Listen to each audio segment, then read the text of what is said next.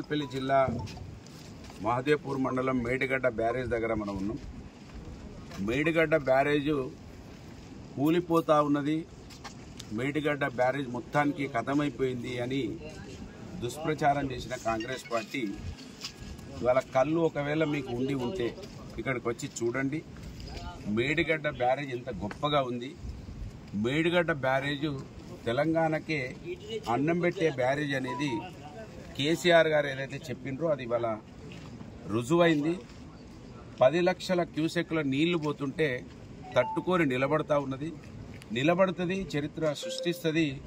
ఇవాళ తెలుగు తెలిసిన వాళ్ళు మాట్లాడే వాళ్ళు ఇవాళ ఆలోచించాలి.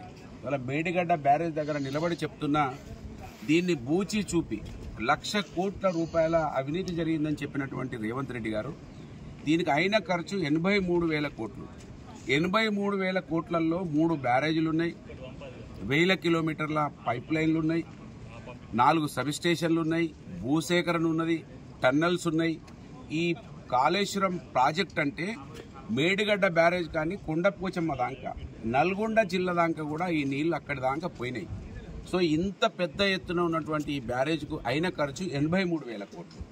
ఈ మేడిగడ్డ బ్యారేజ్ 85 గేట్లకు 86 పిల్లర్లకు అయిన ఖర్చు 3,600 కోట్లు.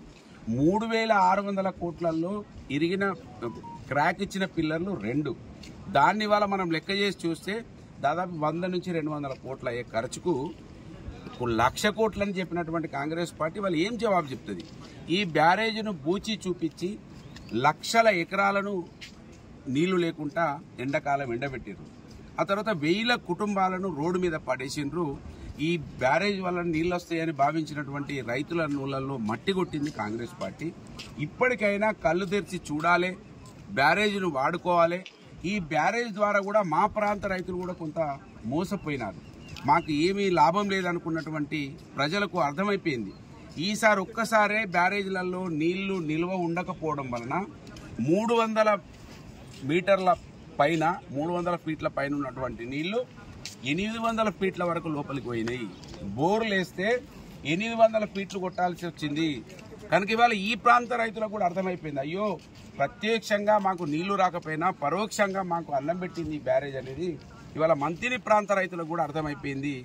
ఈ బ్యారేజ్ను కాంగ్రెస్ పార్టీ పూర్తిగా కేసీఆర్ గారిని, బీఆర్ఎస్ పార్టీని ప్రజలకు దూరం చేసే విధంగా వాడుకున్నది, అబద్ధాలు చెప్పింది. కనుక ఇవాళ తలదించుకునే విధంగా మేడిగడ్డ బ్యారేజ్ నిలబడ్డది.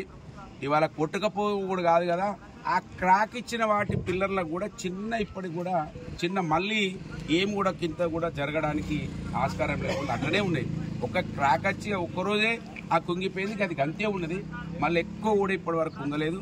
ఇప్పటికైనా కళ్ళుండి చూసేటువంటి కాంగ్రెస్ వాళ్ళు, కళ్ళుండి చూసేటువంటి మరి ఉండి చూడలేనటువంటి రేవంత్ రెడ్డి గారు వాళ్ళ మంత్రివర్గం చూడకపోయినా మిగతా వాళ్ళైనా వచ్చి చూడాలి, సందర్శించాలి. ఇంత గొప్ప ప్రాజెక్టు దాదాపు 200 కిలోమీటర్ల పైచిలకు నీళ్లు నిలబడి ఉంటే ఎంత గొప్పగా ఈ ప్రాంతం వర్ధిల్లుతుంది, ఎంత గొప్పగా పర్యావరణం బతుకుతుంది, ఎంత గొప్పగా మత్స్య సంపద బయటకు వస్తుంది, ఎంత గొప్పగా ఈ ప్రాంతం అంతా టూరిజం తోటి డెవలప్ అయ్యే ఆస్కారం ఉన్నటువంటి మా ప్రాంతాన్ని కళ్ళల్లో కారం పోసుకొని ఈ ప్రాజెక్టును నిర్వీర్యం చేసి ప్రజలను ఇబ్బంది పెట్టి, రైతులను ఇబ్బంది పెట్టి, కేసీఆర్ గారిని ఒక్కరి మీద బురద జల్లడానికి, బీఆర్ఎస్ పార్టీ ప్రభుత్వాన్ని బదనాం చేయడానికి నీచమైన చర్యకు పాల్పడ్డది కాంగ్రెస్ పార్టీ. ఇప్పటికైనా కళ్ళు తెరవాలని, మేడిగడ్డ బ్యారేజ్ పైన నిలబడి నేను మాట్లాడుతున్నా, కళ్ళు తెరవండి. ప్రపంచంలో ఉన్న తెలుగు అర్థమయ్యే వాళ్ళు మా మాటలు విని మేడిగడ్డ బ్యారేజ్ను సందర్శించండి, చూడండి, ఆలోచించండి, కాంగ్రెస్ పార్టీకి బుద్ధి చెప్పండి అని విజ్ఞప్తి చేస్తాను.